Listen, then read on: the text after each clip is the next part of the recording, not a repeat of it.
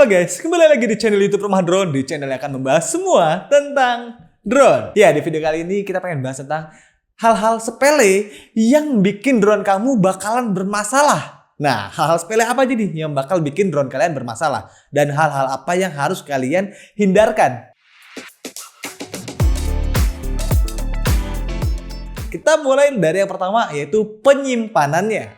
Yang pertama adalah penyimpanan di tempat lembab. Ya, kita pernah dapat kasus customer kita dari Lumajang. Ya, dia memang dekat tinggalnya di daerah lembab, daerah Tumpak Sewu namanya. Dia punya Mavic 2 Pro disimpan di lemarinya. Padahal nggak ada masalah apa-apa. Tiba-tiba pas lagi terbang dia cut off. Cut off-nya kenapa? Saat kita teknisi bongkar, di dalam boardnya itu ternyata banyak korosi putih-putih begitu. Ya karena apa penyebabnya? Karena sangat lembab coy.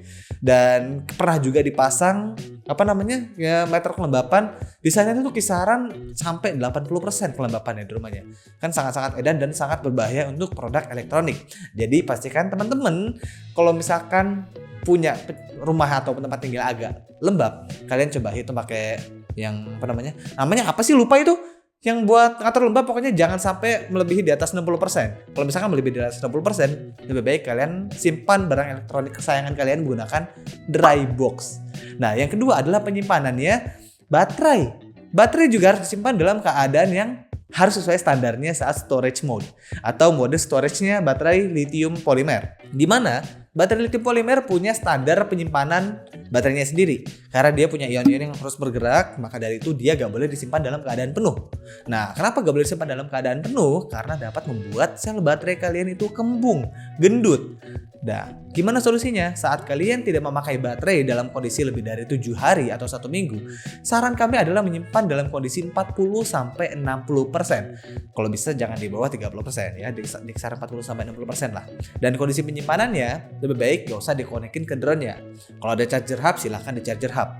Tapi sebenarnya kalau saran dari kita, tetap dilipas semuanya kalau benar-benar jangka waktu pakainya tuh lama banget. Dan penyimpanan drone-nya itu juga harus tempat yang sangat-sangat aman. Dimana contohnya saat kalian mempunyai drone-drone kecil seperti mini series, itu kan tasnya tas lipat soft begitu ya. Dan banyak drone DJI lainnya juga tasnya soft begitu. Jangan simpan drone kalian di boxnya dengan keadaan propeller yang terpasang. Karena apa? Misalkan ini R3 ini adalah mini yang kecil, atau anggaplah ini R3 nya, kita masukin tas, dia bakal ketekan-tekan gitu kan. Misalkan kiri kanannya ketekan, propellernya ini atau baling-balingnya dia akan berdeformasi atau berubah bentuk. Dimana yang pitchnya harusnya segini atau baling-balingnya untuk melawan angin segini, dia kalau sering ketekan bisa berubah. Akhirnya membuat propeller gak balance dan hasil drone kalian tuh getar. Resiko terburuknya motor panas bisa cut off, tapi itu benar-benar sangat minim sekali resikonya. Tapi kalau perlu bisa dihindari kalau kalian menyimpannya, berarti konklusinya gak boleh di tempat lembab, baterai 40-60%, dan kalau bisa drone-nya jangan di dalam tasnya, bisa ditaruh lemari gitu aja. Yang penting propellernya gak kegencet. Selanjutnya adalah faktor kelupaan. Apa nih faktor kelupaan ya? Biasanya orang-orang saat menyalakan drone lupa lepas yang namanya gimbal lock cuy. Gimbal locknya kalau kalian lupa lepas, dia kan awal dinyalakan ada kalibrasinya. Saat kalibrasinya itu kalian tahan karena gimbal locknya lupa kelepas, itu bisa bikin motor gimbalnya panas karena yang harusnya bergerak tapi dia nahan. Akhirnya motor gimbalnya panas, bisa bermasalah juga. Dan ini sangat rentan sekali terjadi khususnya pada zaman dulu, sering sekali di Mavic Pro. Kemudian di beberapa kasus di Mini 3 saat ada foamnya kepasang pun itu juga pernah kita dapat masalahnya. Dan juga kita lupa melepas charger. Tapi itu nggak masalah sebenarnya. Tapi untuk faktor keamanan ya, itu lebih baik dilepas saat baterai kondisi penuh. Jadi saat kalian melakukan pengecasan, itu lebih baik kalau udah penuh ya dicabut, jangan dicas terus-terusan. Walaupun dia punya fitur auto cut off, tapi kan namanya juga jaga-jaga, lebih baik kita minimalisir aja resiko-resiko yang kita tidak ingin ada. Dan hal lupa lainnya adalah kelupaan cara bukanya. Ini kita malah pernah dapat kasus unik dulu. Awal-awal adanya seri Mavic, dan kita pernah jual Mavic Pro. Posisinya Mavic Pro kan seperti R3S ini. Kita sudah training di awal cara bukanya seperti apa, dimana cara buka depannya harus bukanya seperti engsel pintu dan belakangnya dibukanya ditekan ke bawah seperti ini. sampai ke atas. Tapi kita pernah dapat customer dia malah buka bagian belakangnya ini, dipaksa nyamping. Nggak ngerti dia mikir apa, akhirnya engselnya patah ya. Jangan sampai kelupaan buka engsel, walaupun ini hal yang sangat minim terjadi ya. Kebetulan memang customer kita sudah sepuh dan powernya juga masih kuat. Engselnya sampai patah, engsel belakangnya. Jadi jangan sampai lupa cara buka baling-baling. Yang paling aman itu armnya punya Mini 3 series. Mini 3 Pro, Mini 4 Pro, Mini 3 biasa. Dia tuh armnya bukanya sebenarnya mau depan dulu, belakang dulu bebas. Tapi tetap aja ada resiko salah bukanya. Dimana kalau yang depan dia kan kebalik. Yang depan dia begini, set belakangnya kayak pintu biasa, kayak engsel pintu gitu. Dan juga pernah kita dapat kasus yang agak unik lagi. Ini drone-nya Mavic 3. Mavic 3 dia slot memorinya jebol. Slot memorinya kan dia ada di belakang. Di belakang, di atasnya itu ada USB-C dan ada memory card-nya. Di mana user tersebut, pengguna tersebut maksain salah pasang memori. Salah pasang memori maksudnya adalah yang harusnya begini jadi begini. Akhirnya kuncian di dalamnya ambrol. Kalau udah ambrol harus diganti kuncian mainboardnya. Ente kalau ke DJI langsung divonis ganti mainboard. Untungnya datang ke rumah drone, kita bisa perbaiki slot micro SD-nya. Kalau DJI nggak mau tuh minta ganti slot micro SD-nya, soalnya dia udah jadi satuan sama mainboard-nya. Jadi benar-benar harus dijaga baik-baik, jangan sampai salah. Soalnya kalau untuk slot yang micro SD, di drone apapun itu punya DJI, dia tuh pasti langsung connect ke graphic card-nya buat ngerekam. Akhirnya ya, untungnya customer datang kita. Awalnya dia ke DJI, divonis ganti mainboard, kelabakan lah. Waktu itu harga drone-nya masih kayak Mavic 3 Pro sekarang, masih di 30 juta, masih baru banget waktu itu. Sepele banget kan, cuma gara-gara salah pasang memori doang, divonis ganti mainboard. Edan. Dan selanjutnya adalah pasang aksesoris yang beresiko membuat drone itu bermasalah. Contohnya apa sih aksesoris yang bikin drone itu bermasalah? Pertama, aksesoris yang menambahkan berat tidak sesuai standarnya. Saya sering kali lihat di Avata generasi pertama, banyak banget orang yang masang aksesoris mounting GoPro. Dan dia pakai GoPro yang full version, bukan yang ya versi naked lah. Akhirnya, yang udah ada penyakit yang tambel ya makin tambah sama si aksesoris yang aneh itu menurut saya sendiri. Walaupun di drone kalau DJI FPV, dia menurut saya sendiri karena dia drone 5 in dan dia juga powernya cukup, dipasang mounting GoPro masih masuk akal. Tapi ya sebenarnya enggak juga, powernya jadi berubah drastis. Apapun aksesoris yang menambahkan berat itu benar-benar enggak rekomendasi. Apalagi baling-baling cuy. Baling-baling sebenarnya kita enggak rekomendasi kecuali dua merek ini, DJI dan HQ Prop. Karena apa? Di HQ Prop ini ngeluarin propeller untuk seri agak racing ya DJI, yaitu serinya Avata 1 dan Avata 2 kalau nggak salah ngeluarin deh. Di Avata 1 ngeluarin kok HQ Prop itu. Kualitasnya bagus. Dimana Avata 1 propeller DJI bawaan DJI itu elek sih. Karena apa? Kalau pakai propeller yang selain dua merek itu kualitasnya aneh, kaku. Kalau kaku, dia lebih gampang untuk nggak balance atau untuk bergetarnya resikonya lebih banyak. Dan ada lagi aksesoris yang bisa bikin masalah perangkat kalian adalah charger.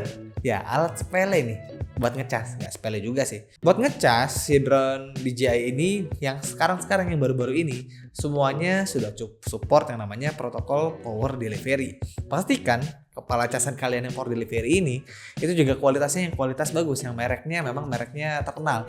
Ada charger PD yang mereknya nggak terkenal dan gampang mati, apalagi bisa gampang masalah juga. Dan kalau untuk remote ini saya kasih tips juga. Kalau untuk menggunakan RC N1, N2 atau N3, lebih baiknya ngecasnya menggunakan casan yang biasa aja, yang nggak ada embel-embel PD-nya, nggak ada embel-embel Qualcomm charging-nya, atau nggak ada embel-embel fast charging lah. Tapi kalau untuk RC N2, N3 ya masih boleh. Kalau N1 benar-benar aneh, sangat larang menggunakan casan fast charging karena beresiko membuat RC itu sendiri matot atau mati total, nggak bisa dipakai karena IC yang bermasalah, karena ada hentakan overcurrent dari casan yang fast charging.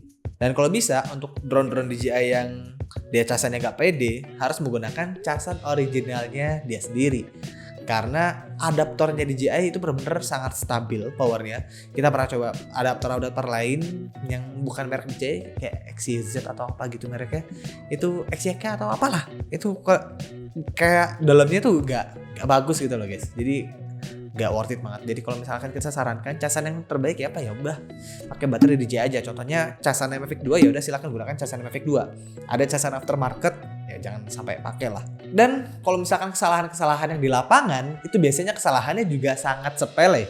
Pertama, lupa setting RTH, di mana ketinggian RTH-nya nggak disesuaikan sama lokasi sekitar. Nah, di mana harusnya si pilot itu mengetahui dulu lokasi sekitar seperti apa. Ada objek tertinggi seberapa? Misalkan ada tower tingginya 50 meter.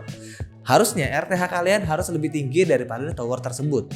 Nah, kalau misalkan kalian RTH-nya lebih rendah dan posisi rute RTH kalian ketepaan sama tower tersebut, ya bisa crash, ada risiko crash. Risiko gak paham lokasi terbang lagi, itu bisa beresiko bikin drone kalian crash. Misalkan kalian terbang asal mundur aja, tapi kalian gak tahu di belakang drone itu ada apa. Atau kalian terbang samping kanan kiri, tapi kalian gak tahu di kiri kanan kalian ada apa. Itu sering banget crash yang kayak beginilah modelannya.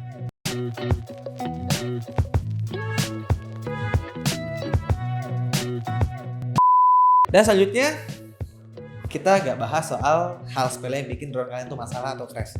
Dan sekarang kita pengen bahas soal cara-cara maintenance drone itu sendiri. Cara maintenance-nya gimana? Nah, pertama, kalau misalkan kalian ada habis pakai drone-nya, sebelum kalian menyimpan drone-nya, jadi kan runtutannya habis kalian pakai, kalau bisa sih dibersihin dulu, baru disimpan standarnya gimana? Tadi sudah saya jelaskan di awal. Pembersihannya atau maintenance-nya tuh gimana sih? Pertama, bisa bersihin area vitalnya dulu, area motor utama dan gimbalnya. Misalkan kita habis terbang di area Bromo, waduh udah bayar lagi 2 juta. Kalian bisa bersihkan motornya dulu, bagian gimbalnya, kemudian bagian kameranya. Cukup pakai blower hop. Nah ini cuy, cukup pakai gini-gini aja. Buat bersihin bagian seluruh motornya. Kemudian bagian gimbalnya juga bisa disemprot-semprot. Siap, gini lah pokoknya sampai bersih guys. Atau kalau misalkan kalian gak punya ini, ternyata di rumah kalian punya kompresor, lebih baik pakai kompresor aja, tapi tekanannya lebih dikurangin aja. Dimana bersihnya bisa lebih gampang tinggal. Ya di rumah drone kalau bersihin pakai kompresor, tapi yang kecil memang. Jadi enak, tekanannya gak terlalu besar, gak beresiko merusak part-partnya atau part-part yang ada di dalam drone-nya sendiri. Bersihinnya pun jadi gampang. Habis itu tinggal lap sampai dia bersih. Jadi maintenance-nya biasa cukup membersihkan aja. Kalau kalian terbang habis di area laut, lebih baik kalian tambahin pelumas bearingnya. Cara tambahin pelumas bearingnya, kalau buat drone macam R3S ini atau Mavic 3, nah di sini udah bisa langsung kelihatan bearing di tengahnya. Kalian bisa tetesin aja modelan Singer atau memang pelumas bearing lainnya. Biasanya banyak banget di toko Tamiya. Pelumas bearing yang dia bahannya pakai silikon, dia tuh memang fokus untuk bersihin dan melumasi si bearing. Jadi biar tetap suaranya itu halus saat arming itu siung. Kalau yang suara bearing udah agak kasar tuh beda sendiri suaranya, agak sar gitu lah, agak. Ya mungkin itu dulu untuk video kita kali ini tentang ya hal apapun yang harus kalian hindarkan dan hal yang harus kalian lakukan agar drone kalian tetap aman dan nggak sampai masuk rumah drone untuk diservis. Nah, jangan sampai ya teman-teman ya, kita memang buka jasa servis, tapi kalau lebih baik kalian meminimalisir hal-hal yang berisiko drone itu crash. Ya sama kayak bengkel, si bengkel juga pada gak mau kali ya orang-orang mobilnya pada rusak ngeluarin duit. Tapi ya gimana, beresiko juga kalau namanya juga barang terbang kan, nggak ada yang tahu di atas itu ada apa, tiba-tiba dicaplok burung kan di luar kendali kita. Oke, video kali ini cukup sampai sini aja. Kalau misalkan kalian ada tambahan atau pertanyaan apapun tentang drone, langsung komentar di kolom komentar. Salam satu langit, keep fly safe.